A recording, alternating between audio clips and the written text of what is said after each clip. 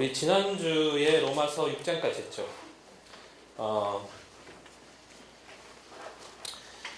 오늘 이제 로마서에서 과연 바울이 하고자 하는 게 무엇이냐에 대해서 이야기하고자 하는 게 무엇이냐에 대해서 좀 열심히 좀 들여다보려고 하고 있습니다. 시간이 남을 수도 있고 시간이 모자랄 수도 있지만 한번 열심히 달려보도록 하겠습니다.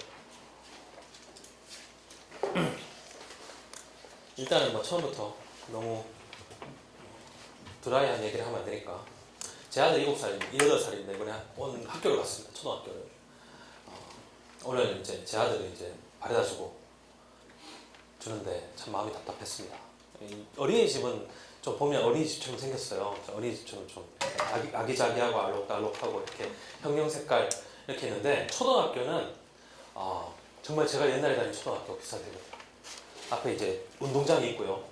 시멘트가 있고, 이제 들어가면 이제 그 학교 같은 생긴 건물이 있고, 그 앞에서 이제 제 아들이 이제 쫄랑쫄랑 걸어가가지고 배웠나 봐요. 이제 3일째니까 실내화를 갈아 신는 거예요. 그 순간에 제가 처음 초등학교 가던 기억이 나는 거예요. 그 정말 고통과 아픔과 정말 오욕과 슬픔의 기억들이 막 떠오르는 겁니다. 그러면서 정말 마음이 아팠습니다. 이제 초등학교 들어가면 이제 제가 이제 고등학교 3학년까지 정말 인생의 정말 가장 희노애락을 다 하면서 가겠구나 이런 생각이 들었는데,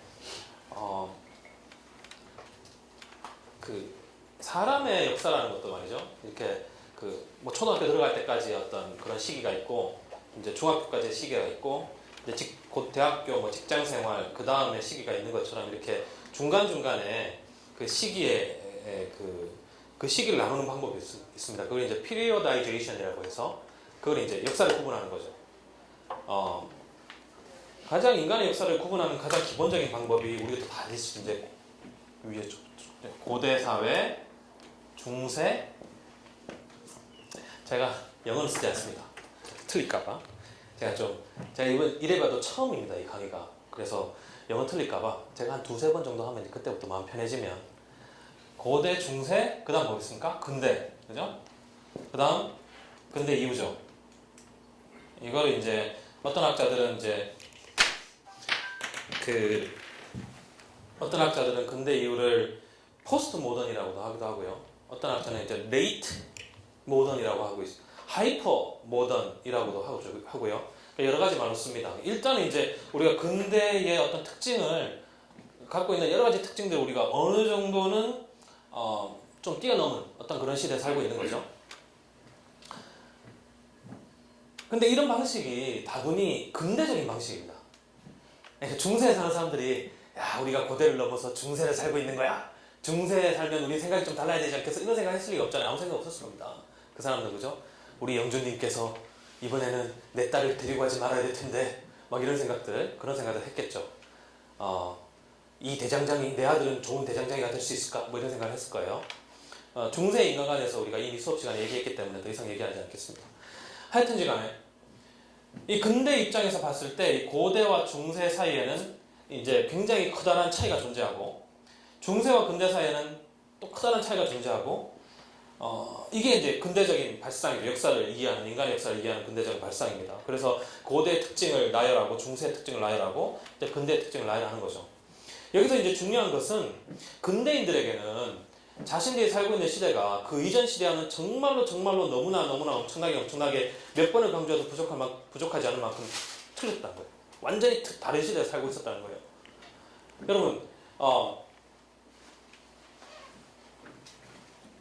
바울이 살았던 시대에 고대에 속하죠. 1세기, 2세기. 그죠? 이 1세기, 2세기의 어떤 사람의 삶의 방식이 그로부터 1000년이 지난, 아니 1200년이 지난 시대에 사람이 살고 있는 방식하고 얼마나 달랐을까요?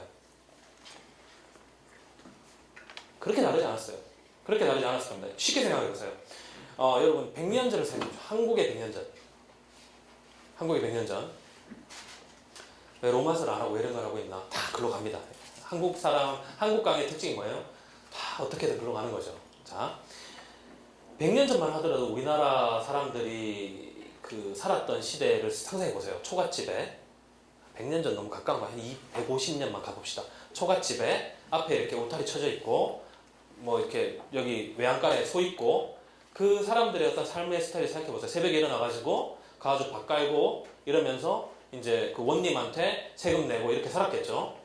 그래서 새벽기도 생긴 거 아니겠습니까? 4시부터 일어나가지고 밥 깔아야 되니까 5시에 기도해야 되죠. 새벽기도 7시로 바꾸면 참 좋을 텐데 말이죠. 죽 같습니다. 새벽기도 하느라고. 하여튼 여기 새벽기도 하시는 분 있으십니까? 할렐루야. 자, 힘내십시오.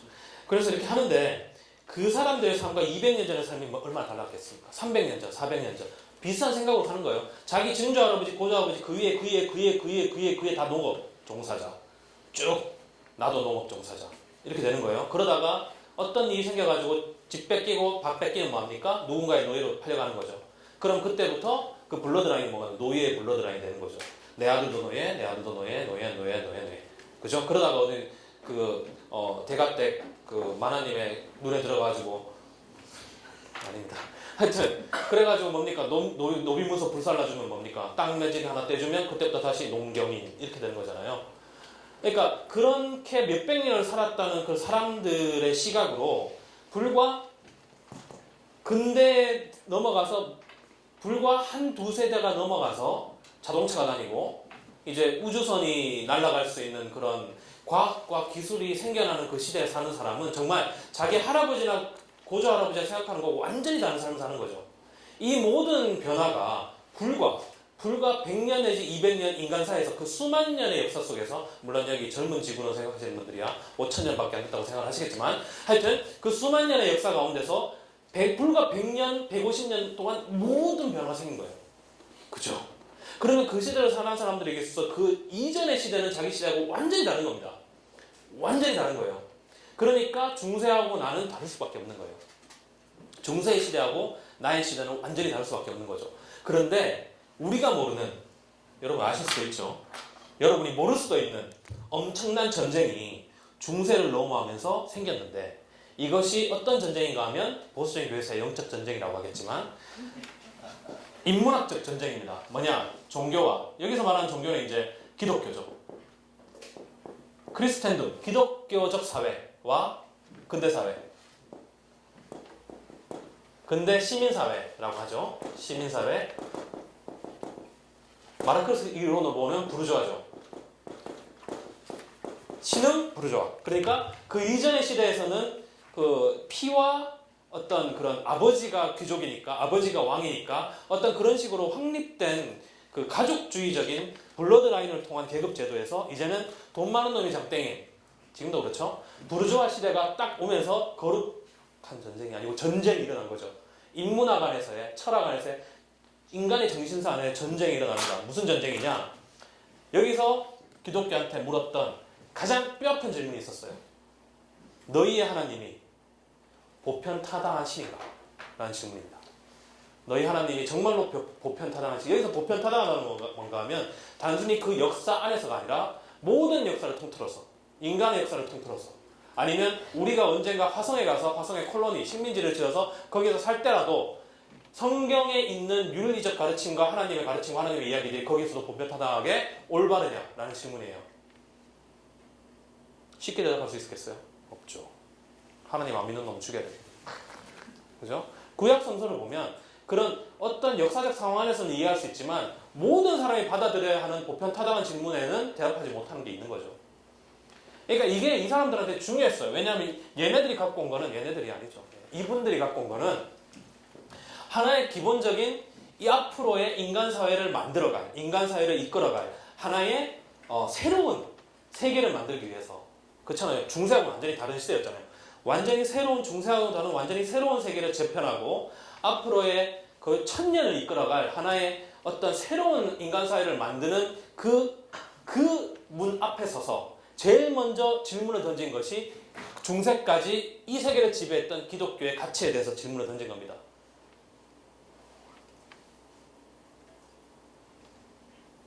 그런데 이 사람들이 듣고 싶었던 질문은 뭔가 하면 바로 종교가 아니라 정치, 사회, 문화, 인간의 정치, 인간의 사회, 인간의 문화를 정말로 너희들이 앞으로 1000년 동안 이끌어갈 만한 가치가 기독교 너희들한테 있느냐라는 질문이었어요. 이걸 했는 사람들이 다 그때 철학자들이죠. 그때 철학자들이면 단순히 지금처럼 어느 대학의 무슨 철학과 무슨 교수가 아니라 그 당시에 그 사회를 이끌어가는 지식인들입니다. 기독교에 물었죠. 기독교의 문제는 뭐였는가 하면 자기가 갖고 있는 걸 놓치고 싶지 않았어요. 기독교가 그때 갖고 있던 게 뭐였는가 하면 이제부터 여러분 알아서 들으십시오. 이게 공개 강좌라 좀 말씀드리기 좀 그렇지만 알아서 소화하시기 바랍니다. 자기가 갖고 있는 기득권인데 뭐 여러 가지 다른 것도 좋은 것도 많겠죠. 좋은 것들. 자, 이제 기득권인데 뭔가 하면 여성차별, 민족차별, 교권주의, 성직주의 뭐 이런 것들 있잖아요. 쭉쭉쭉쭉쭉쭉 이런 것들을 포기하고 싶지 않았어요. 그래서 이걸 포기하지 않기 위해서 근대 사회에 뭘 넘겨줍니다. 대신 이제 인생이라는 건 이제 기브 앤 테이크잖아요. 자, 딜을 하는 거죠. 그래서 넘겨준 것이 정치와 사회 문화, 정치 사회 문화를 이끌어갈 인문학적 담론 구조를 양보하는 거죠. 그래, 너희들 해. 정치 가져. 문화 가져. 사회 가져. 그러면서 근대사에서 극야급수적으로 발달한 것이 정치학과 사회학과 문화인력이 발달하는, 문화학이 발달하는 거죠. 음악, 예술, 사회 모든 것들이 전면적으로 근대에서 교회에서 벗어나서 찬란한 시대를 맞이하게 됩니다. 그래서 교회는 뭘 얻었습니까? 개인을 얻었죠. 인디비주얼, 개인. 각 개인의 뭡니까? 종교 생활 안에 있는 프라이빗, 그러니까 사적 영역을 얻었죠. 개인의 사적 영역. 쉽게 생각하십시오. 여러분 교회 가시면 여러분의 사적인 믿음을 가질 수 있죠. 어떤 것이든지 할렐루야 하면서 지낼 수 있습니다. 그렇지만 교회를 딱 벗어나면 여러분의 공적 영역 안에서는 뭘 해야 됩니까? 직장 생활 가서 직장에서 주는 법을 따라야죠. 사회의 법을 따라야 되죠. 사회의 규율을 따라야 되죠. 그죠? 그럼에 있어서 여러분이 교회에서 하는 가치는 뭡니까? 전혀 상관이 없어요. 거기 안에서 여러분 따라야 되는 거예요. 왜? 그러기로 했으니까. 우리보다 먼저 옛날에 이미. 그래서 이른바 민주사회, 민주정치사회는 종교를 완전히 배제한 상태에서 인간 사회를 다시금 재구축하는 근대 시대에 들어갔던 것입니다. 그래서 교회는 이 모든 걸 가지고 있었죠. 줬죠. 내버려줬죠. 이 역사에 입하는 게 필요 없다면 그래, 내가 이 모든 것을 포기하고 구약에 있는 몇몇 가지의 현대사회에 맞지 않는 걸 포기하고 그 대신 우리는 끝까지 정치와 사회의 문화에 대해서 우리의 목소리를 가지겠다고 했다면 지금의 역사가 어떻게 바뀌었는지 잘 모르겠지만 결과는 비슷했을 겁니다만 하여튼지 간에 결국 근대사회는 이 세 가지를 가져갑니다. 그래서 이제는 더 이상 사회를 얘기하는 데 있어서 성경은 읽지 않죠. 사회학책을 읽어야죠. 그죠? 뭐 사회학책이 어떤 겁니까? 뭐 이렇게 기능적 갈등 구조 이런 것들 읽는 거죠. 1차 집단, 2차 집단으로 사회를 나눠서 이해하고 이익 집단 나눠서 이해하는 거죠. 정치 여러분 지금 문재인 씨나 이런 분들이 있지만 나와가지고 말입니다. 우리 사회가 복지사회가 돼야 됩니다. 하나님께서 그렇게 말씀하시거든요. 이렇게 얘기하면 어떻게 됩니까? 뭐같이 탁 나가는 거죠. 어디 종교를 가지고 그죠? 그러니까 우리는 이제 더 이상 정치와 사회 문화에 대해서 더 이상 성경을 얘기하지 않습니다. 그것이 하나의 근대가 가지고 있는 기본적인 약속이죠. 물론 여러 가지 역사적인 부분이 있었으면 여러분 아시다시피 중세에서 근대로 넘어가면서 유럽 사회에 정말 엄청난 종교 전쟁이 있었거든요. 카톨 신교와 그거 사이에 지긋지긋한 거죠. 아니 도대체 전쟁을 하는데 왜 해요? 우리 하나님이 맞기 때문에 하는 거예요. 세상에나. 예? 지금의 우리가 보면 굉장히 우습지만 이때는 이해가 가는 거죠. 하나님이 모든 거였죠. 하나님이야말로 정치와 사회 문화의 하나님이시니까 이걸 양보하면 안 되는 거죠. 그러니까 전쟁을 하는 거예요. 물론 그 윗대가리들은 뭡니까? 다 알면서 하나님 그냥 하나님 이름만 걸면 다 하니까 목숨을 거니까. 지금 하고자 하는 게 뭔가 하면 지금까지 우리가 바울에 대해서 읽었을 때는 이 사적 영역을 통해서 바울이 이해하지 않는 거예요. 이 사적 영역이 뭔가 하면 결국 개인 구원에 대한 문제입니다.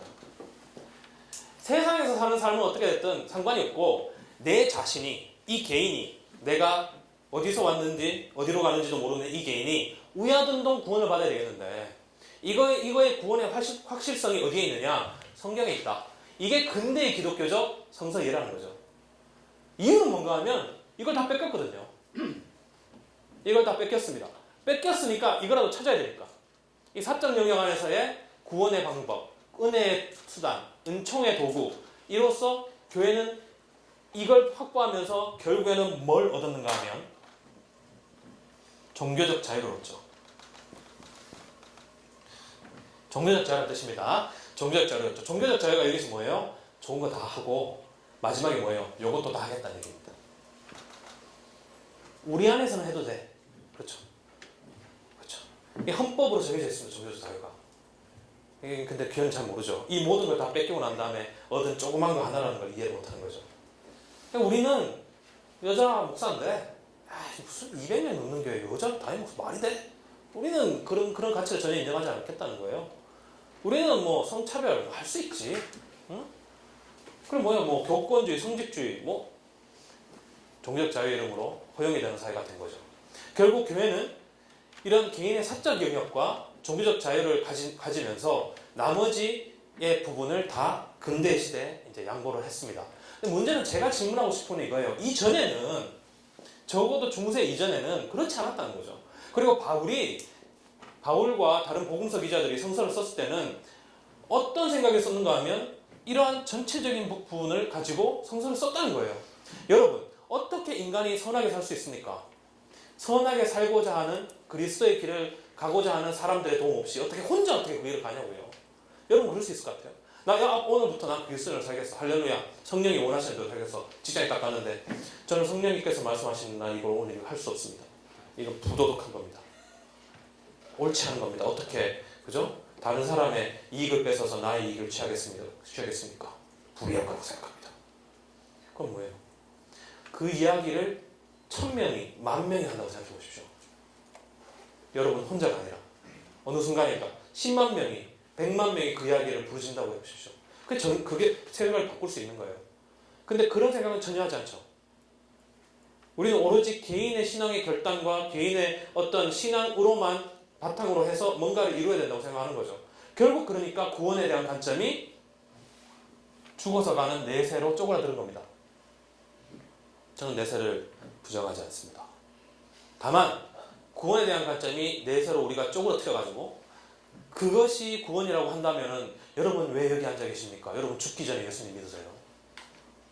이렇게 말씀드리고 제가 7주 동안 했었으니까 이런 얘기 할 수 있는 거예요. 그래서 처음 보는 사람이 건방지게 얘기하면 안 되죠. 너나 잘해라 그러죠. 저 그런 뜻이 아닙니다. 그죠? 옛날에 중세 때, 그 전에 로마 시대 때 예수님은 세례를 언제 받았는지 여러분 아시죠? 죽기 바로 직전에 받지 않습니까?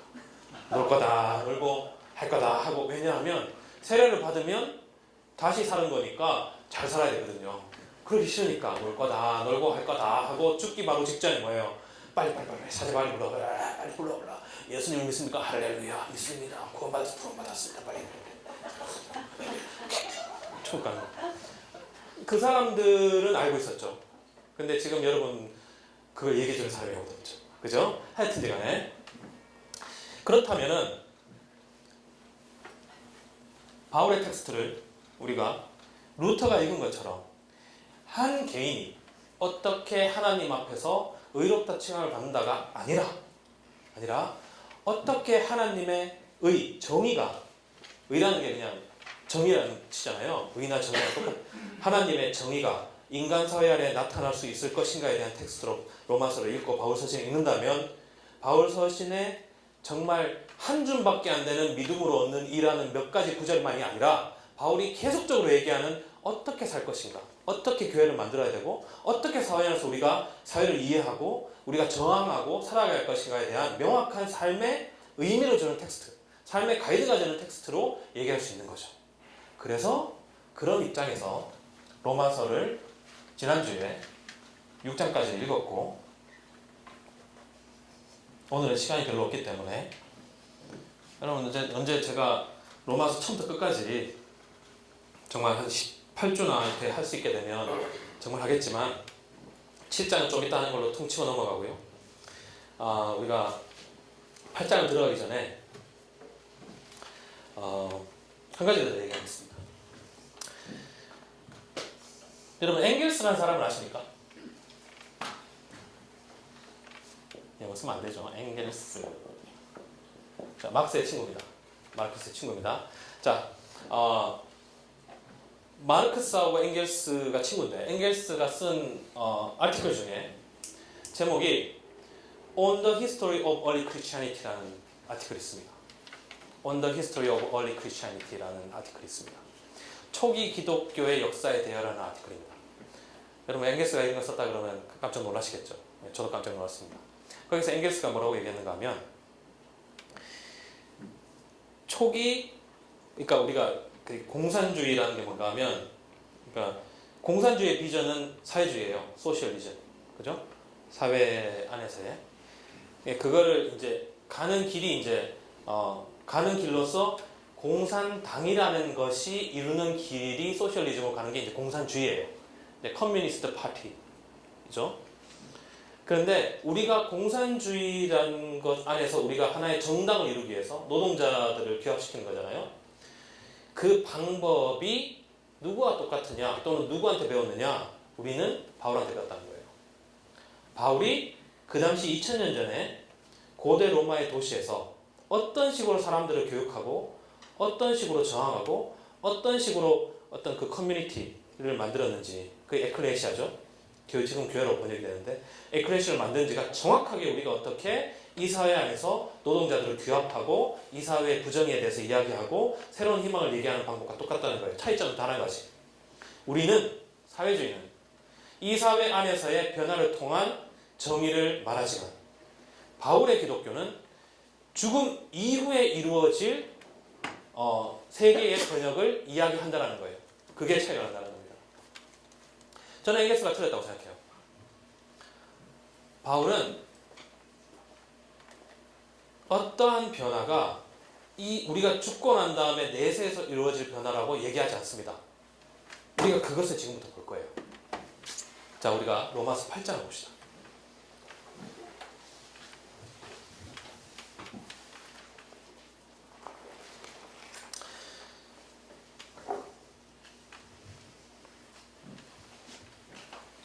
여러분 개역개정 갑니까? 새번역 갑니까?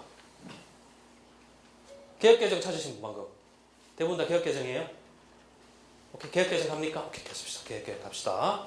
자, 그러므로 이제 그리스도 예수 안에 있는 자에게는 결코 정죄함이 없나니 이는 그리스도 예수 안에 있는 생명의 성령의 법이 죄와 사망의 법에서 너를 해방하였습니다. 율법이 육신으로 말미암아 연약하여 할 수 없는 그것을 하나님은 하시나니 곧 죄로 말미암아 자기 아들을 죄 있는 육신의 모양으로 보내어 육신의 그 죄를 정하사 육신을 따르지 않고 그 영을 따라 행하는 우리에게 율법의 요구가 이루어지게 하게 하십니다. 자, 여기까지 쭉 설명하면서 이제 바울이 예수 안에 있는 사람에게는 정죄함이 없죠. 예수 안에 있는 사람이 정죄함이 없는 이유는 뭡니까? 이제 더 이상 율법 아래 있지 않기 때문이죠. 간단한 거예요. 이게 용서의 문제가 아닙니다. 그냥 정죄가 없는 거예요. 여러분이 어떤 법에 의해 가지고 그 법을 어겨서 죄인이 되었는데 그 법 밖으로 나오면 그 법에 따라서 정죄를 받을 이유가 없기 때문이에요. 정죄함이 없는 거예요. 그리스도 예수 안에 있는 자에게. 왜냐하면 율법 아래 있는 자가 아니라 예수 안에 있기 때문에 정죄가 없습니다. 그런데 왜냐하면 그리스도 예수 안에 있는 율법이 아니고 법이 아니고 생명의 성령의 법이 죄와 사망의 법에서 율법이에요. 죄와 사망의 법, 율법 내지 모든 법들에서 우리를 해방하였습니다. 근데 율법이 육신으로 말미암아 연약하여 할 수 없는 그것을 하나님은 하신다는 얘기예요.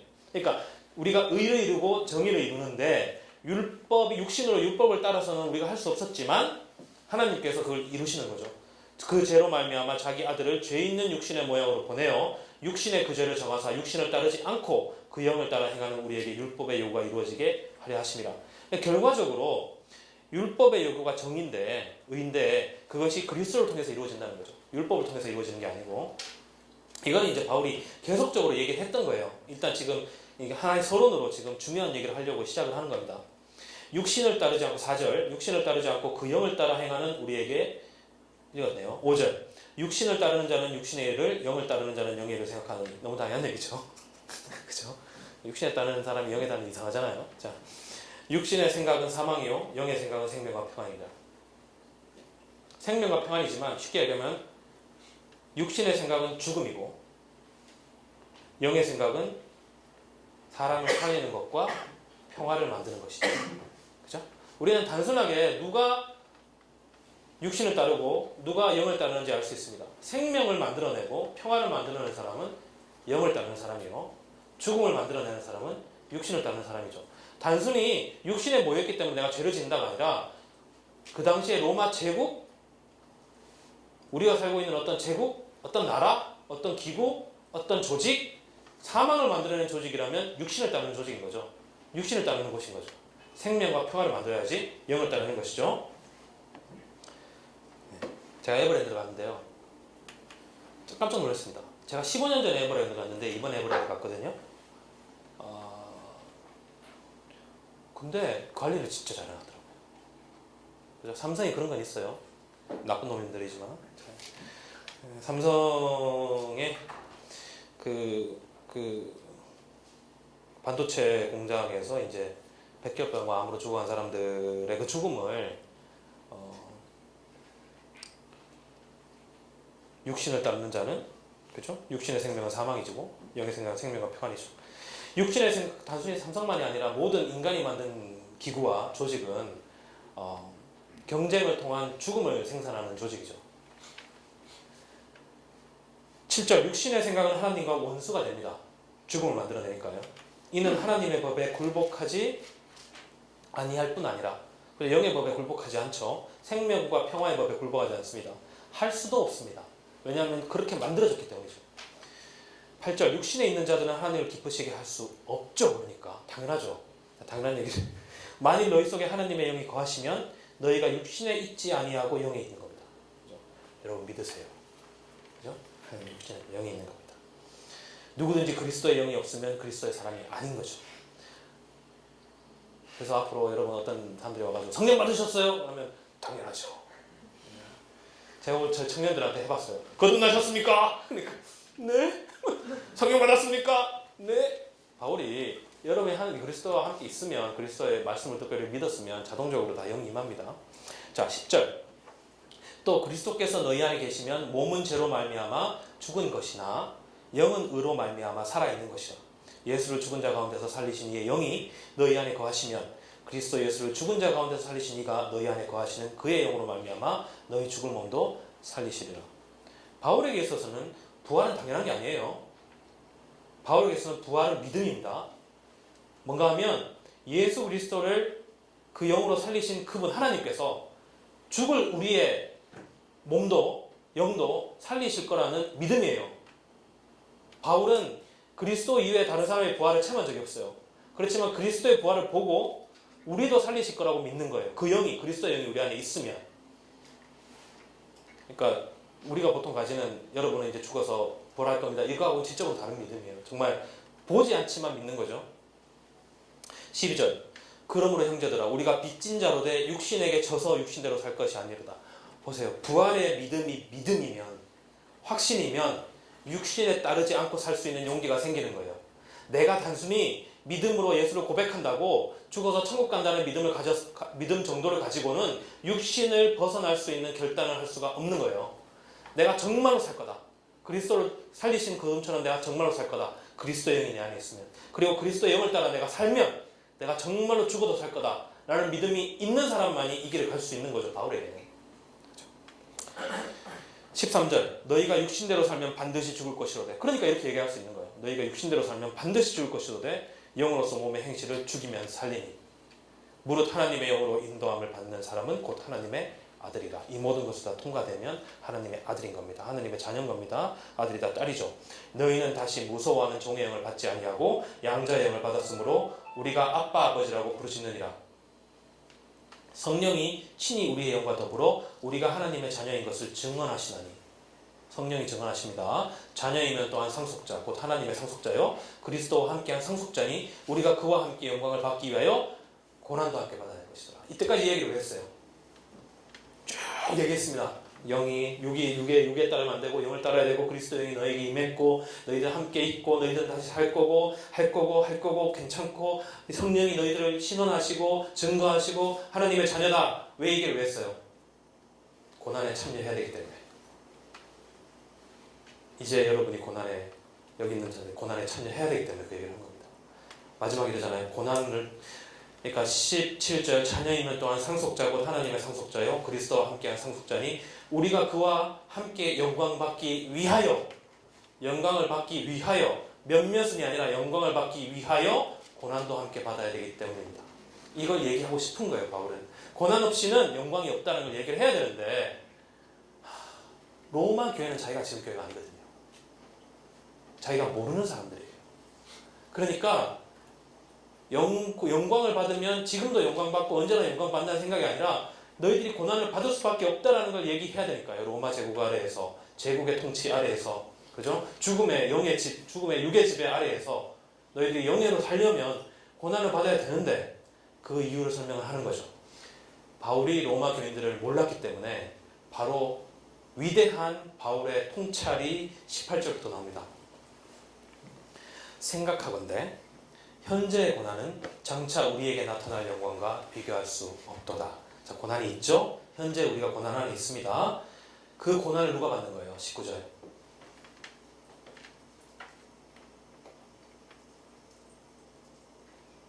부끄러워하시기는. 누가 받습니까?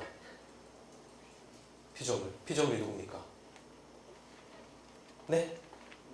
우리 또 나무? 만물. 그죠? 모든 것.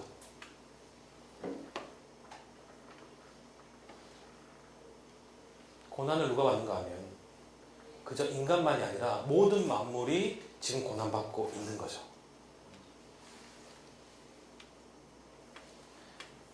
근데 정말 바울이 읽었으면 피조물은 뜬금없는 거예요. 이거 뭐야 이게 이런 거예요. 피조물이라니. 피조물, 뭐 나무, 새, 동물, 땅, 하늘, 뭐 이게 이 피조물도 하나님이 만드신 거잖아요.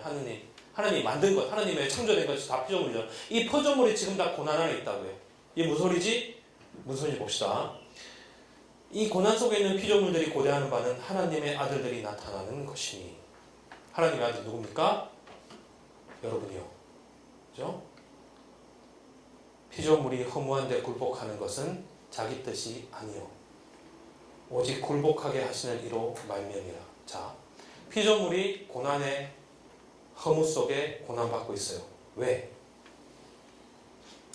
우리가 하나님의 뜻을 따르지 않기 때문이죠. 피조물이 우리한테 속했죠? 피조물이 우리한테 속해 있죠. 여러분 성경 창세기를 열심히 읽어보셔야죠. 하나님은 피조물이 너희들은 피조물을 다스리라고 그랬잖아요.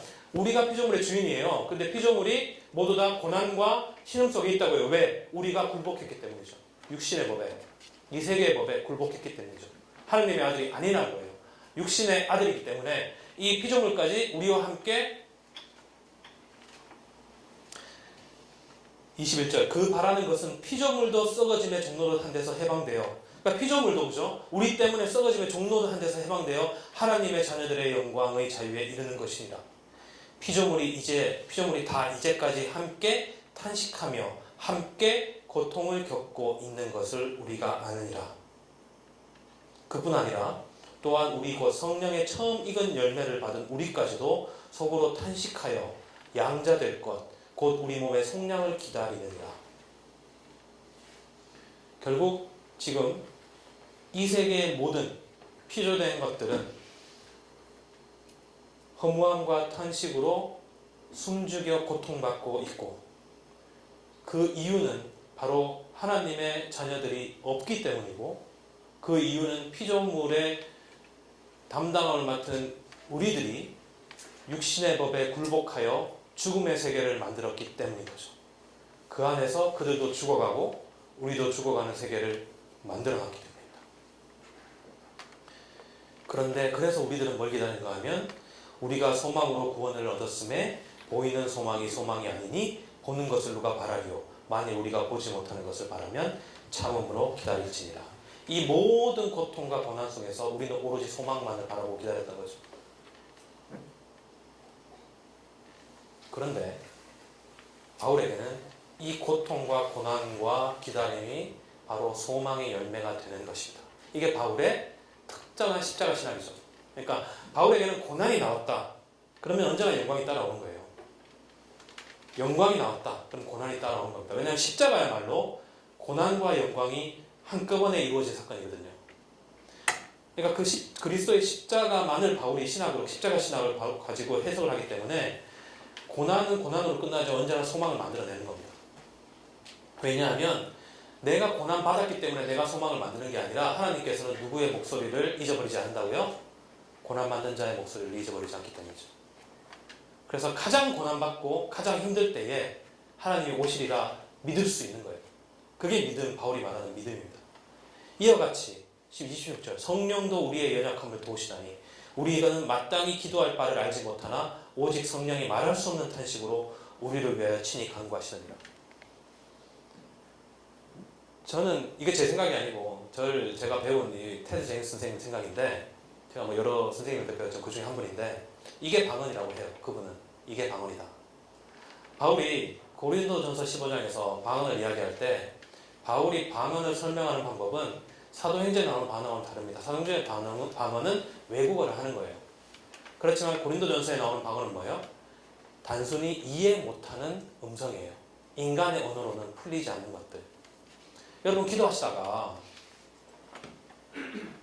말로 안 될 때 있잖아요. 이거 말로는 더 이상 간구가 안 되고 말로는 표현이 안 될 때 있잖아요. 그냥 끙끙거릴 때, 숨만 쉴 때, 아우슈비츠의 그 수용소에서 죽음을 기다리는 이제 유태인들이 자기의 그 형제 자매들이 그 가스실에서 죽었고 불에 태워져서 검은 연기로 화하는 그 순간에, 그죠? 그 닭장 같은 거기에 갇혀가지고 하나님을 부를 때 온갖 소망이 다 끊어진 상황에서 하나님의 이름을 말할 수 없는 그 순간에 그 고통의 탄식 속에 성령님이 함께 하시는 거예요. 성령님이 그가 말할 수 없는 탄식으로 기도를 할 때 성령님이 함께 그 목소리와 함께 있는 거죠. 그래서 바울에게 있는 성령은 단순 우리에게 뭔가 이루어지는 어떤 그런 게 아니라 우리의 고통 속에 참여하고 우리의 고통의 호흡을 함께 호흡하는 하나님의 영입니다. 그 영의 기도가 방언이죠. 더 이상 인간의 말로는 형용할 수 없는 어떤 표현, 그것이 나의 입에서 나왔을 때 그게 반응입니다. 방언이죠. 내가 믿음이 좋아서 내가 뭔가 특별한 얘기를 샬라샬라 해서 다른 사람들 앞에서 내가 기도를 자랑하는 게 아니라 내가 정말로 이 세상의 고통에 참여하고 이 세상의 허무에 굴복하는 이 피조물의 아픔에 참여하여서 나의 그 이상 인간의 언어로는 말할 수 없는 언어로 기도할 때에 성령님이 함께 하신다는 거죠. 바울이 그렇게 얘기하고 있지 않습니까? 제가 얘기한 게 아니고요. 네. 27절 마음을 살피시는 이가 성령의 생각을 아시다니 이는 성령이 하나님의 뜻대로 성도를 위하여 간구하십니다. 우리가 알거니와 하나님을 사랑하는 자 곧 그 뜻대로 부르심을 입은 자들에게는 모든 것이 합력하여 선을 이루느니라. 자, 28절 너무나 교회에서 좋아하는 말씀이죠. 근데 여기서는 뭡니까? 피 맺힌 믿음이에요. 그죠? 피 맺힌 믿음입니다. 아무 희망이 없고 아무 기도가 안 돼도 믿는 거예요. 왜냐? 어떻게든 이 합력해서 이룬다는 거예요. 어떻게든 우야든 동 우짜든 동 하나님께서 정의를 이룰 것이다. 하나님께서 내 안에서 선을 이룰 것이다. 축복의 말씀이 아닙니다. 고통의 기도죠. 29절 하나님이 미리 아신 자들을 또한 그 아들의 형상을 본받게 하기 위하여 미리 정하셨으니 이는 그로 많은 형제 중에서 맏아들이 되게 하심이라. 또 미리 정하신 그들을 또한 부르시고 부르신 그들을 또한 정의롭다 하시고 정의롭다 하신 그들을 또한 영화롭게 하셨느니라. 그러니까 8장의 30절까지의 말씀은 단순히 한 개인의 삶과 죽음과 구원에 대한 문제가 전혀 아니죠. 이 고난받고 신음하고 있는 이 세계 전체의 아픔을 끌어안는 그리스도 공동체에 대한 피맺힌 절규입니다. 너희들이 없기 때문에 하나님의 정의를 더 이상 부르짖는 인간이 없기 때문에 이 모든 이 세계가 그 피맺힌 절규로 힘들어하고 고난받고 있는데 우리가 과연 여기 안에서 소망을 볼 것이냐, 거기서 나타난 하나님의 소망을 믿어야 된다라는 바울의 정말 힘든 고백이죠. 왜 이런 고백이 나오는가 하면 바울이 그저 교회와 성도만 바라보는 게 아니라 그 세계를 바라보는 사람이었기 때문이죠. 로마의 제국의 치하에서 예수 그리스도, 자기가 따랐던 그 신앙의 예수 그리스도는 이미 십자가에 못 박혀서 비참한 죽음을 당했고 그 통해 부활이 나타났지만 그 부활을 따르고 전하는 것 자체도 비참한 죽음을 뜻하는 그 시대에서 아무런 희망과 아무런 소망도 없는 그런 시대에서 진정한 세상의 소망과 세상의 희망을 이야기하려면 이 믿음을 가져야죠. 그게 아니라 그래, 이 세상은 곧 끝나는 세상이지. 이 세상은 나하고 아무 상관이 없지. 나는 영적으로 구원받았으니 이 세상에는 대충 맞춰가며 살고 내가 죽으면 천국 가겠지 라고 하면 이 고백이 나오지 않습니다.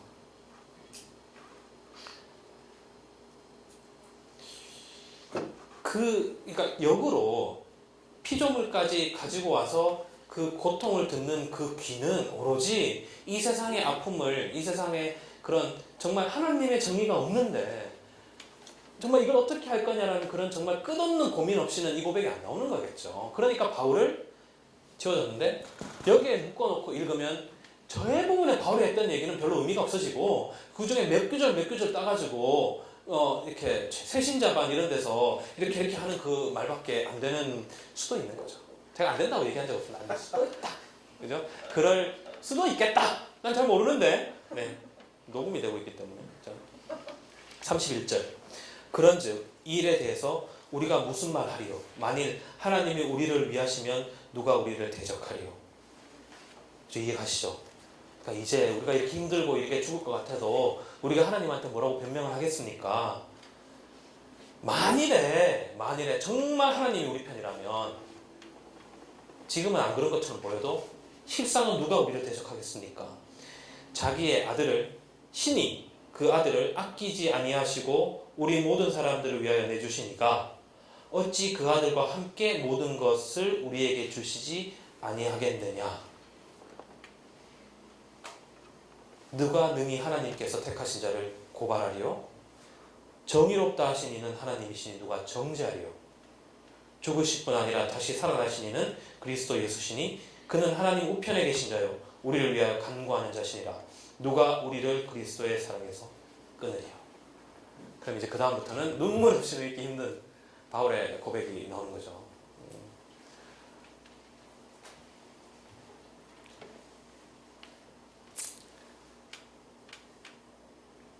누가 우리를 그리스도의 사랑에서 끊으리요? 환난이나 곤고나 박해나 기근이나 적신이나 위험이나 칼이랴. 이게 다 있는 거죠. 지금 그 앞에 기록된 바 우리가 종일 주를 위하여 죽임을 당하게 되며 도살할 양같이 여김을 받았나이다. 이게 단순히 그리스도 예수를 나타내는 표현이 아니라 그를 따르는 모든 자들에게 그러나 이 모든 일에 우리를 사랑하시는 이로 말미암아 우리가 그냥 이기는 게 아니에요. 넉넉히 이긴답니다. 내가 확신하노니 사망이나 생명이나 천사들이나 권세자들이나 현재일이나 장래일이나 능력이나 높음이나 기품이나 다른 어떤 피조물이라도 우리를 우리 주 그리스도 예수 안에 있는 하느님의 사랑에서 끊을 수 없으리라.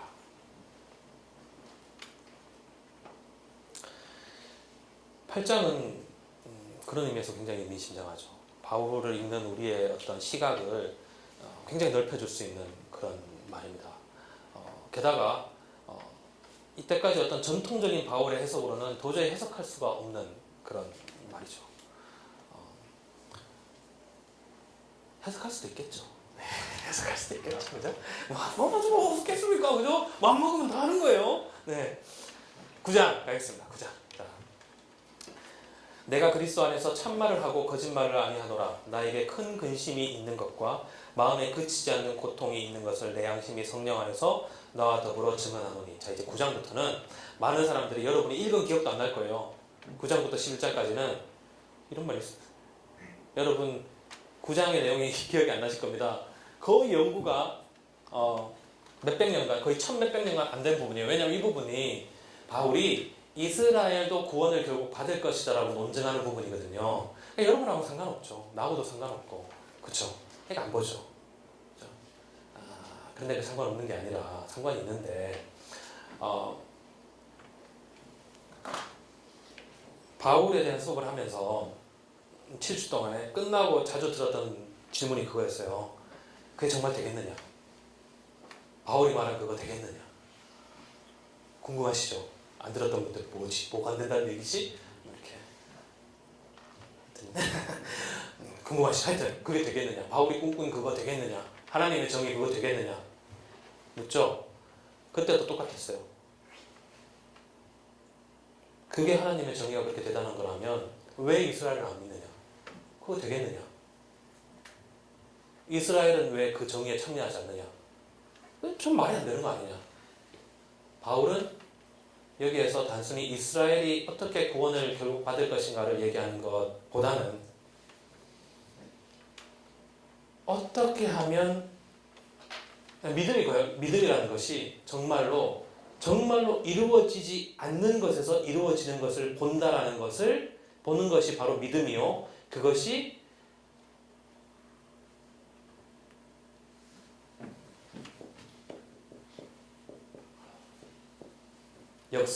그리스도인의 역사를 해석하는 방법이라는 얘기를 하고 싶은 거라고 저는 생각합니다. 역사라는 게 뭔가 하면요. 제가 여기 있는 한 분에게 딱 찍어서 어떻게 살아왔는지를 얘기하라 그러면 그분은 결국 이 자리에 비어있군요. 성부, 성자, 성령님께서 어떻게 살았는지 얘기하라 그러면 그분은 자기의 삶을 얘기하겠죠. 근데 자기의 삶을 처음부터까지 쭉 얘기할까요? 아니죠. 자기가 생각하기에 중요한 것만 얘기할 겁니다. 그게 역사예요. 역사관이에요. 그러니까 내가 생각하기에 중요한 것, 그것이 역사입니다. 그래서 모든 역사는 역사를 쓰는 순간에 역사를 쓰지 않는 거예요. 모든 역사는 역사가 아니라 그저 역사 쓰기예요. 그렇잖아요. 똑같은 역사라도 친일파가 쓰면 뭐예요? 일본은 우리의 구세주죠.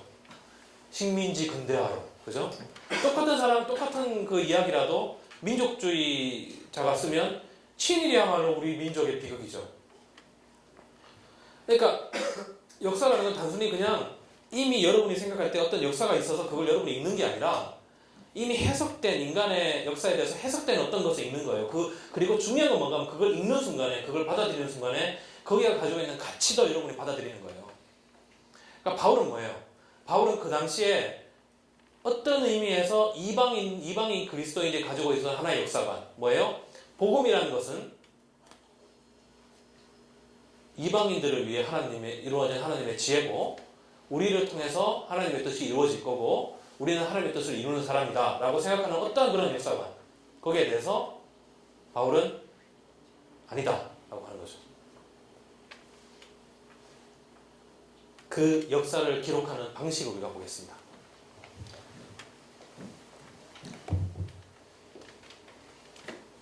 3절, 나의 형제 곧 골육의 침척을 위하여 내 자신이 저주를 받아 그리스도에게서 끊어질지라도, 내가 구원을 못 받아도 나는 무엇을 말하고 싶은가 하면 그들은 4절 이스라엘 사람이다. 그죠? 그들이 끊어지지 않는 거예요. 나는 끊어져도 끊어지지 않기 원하는 사람이 이스라엘 사람이에요. 그들에게는 양자됨과 영광과 언약들과 율법을 세우신 것과 예배와 약속들이 있고 조상들도 그들의 것이요 육신으로 하면 그리스도가 그들에게서 나셨으니 그는 만물 위에 계셔서 세세에 찬양받으실 하나님이시라. 아멘. 그러나 하나님의 말씀이 폐하여진 것 같지 않도다. 같지 않도다요. 그러니까 지금 보면 폐하여진 것 같다는 얘기예요. 이스라엘이 하나님을 따르지 않죠. 바울 자신조차도 어떻게 했어요? 따라다니면서 그리스도를 메시아로 고백하는 자들을 핍박했어요.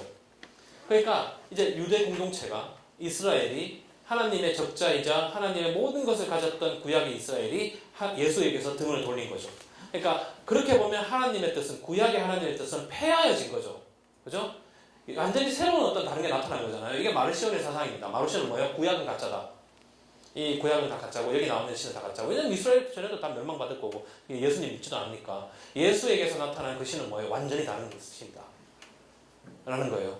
바울은 뭐예요? 아니다. 왜냐하면 그리스도는 구약이 없으면, 이러면 굉장히 제가 고스tek인 것처럼 보일 텐데, 하여튼 그리스도는 구약이 없으면 절대 해석이 안 돼요. 바울에게는 구약을 통해 그리스도를 해석해야 되는 거예요. 그게 바울의 역사관이고 바울의 어떤 신학이에요. 근데 구약을 떼내버리면 그리스도가 의미가 없어지는 거예요. 그러니까 바울은 그걸 버릴 수 없는 거예요.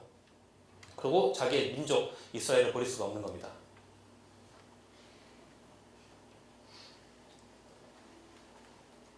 그래서 폐하여진 것?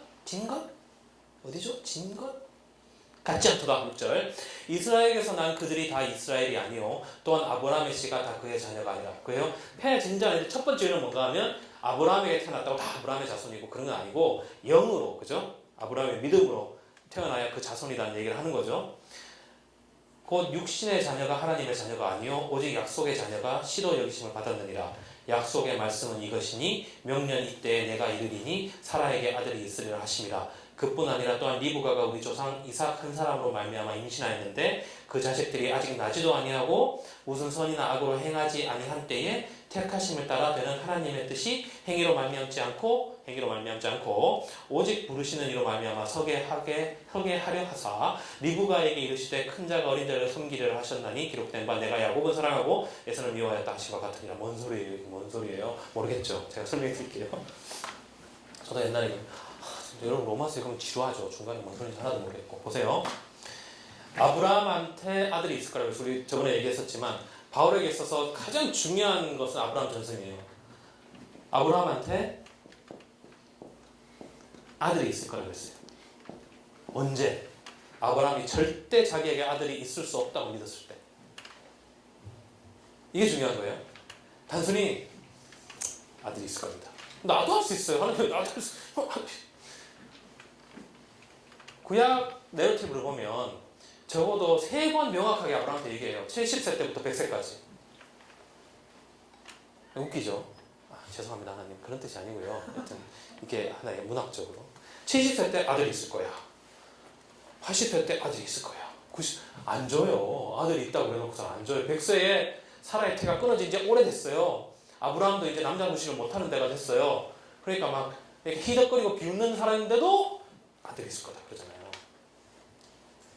무슨 말인가 하면 하나님의 뜻은, 이걸 하나님의 정의라고 해야 될까요? 하나님의 정의는 절대 인간들이 믿지 못하는, 이해하지 못하는 데서 나타난다는 거예요. 다시 한 번 더 설명드릴게요.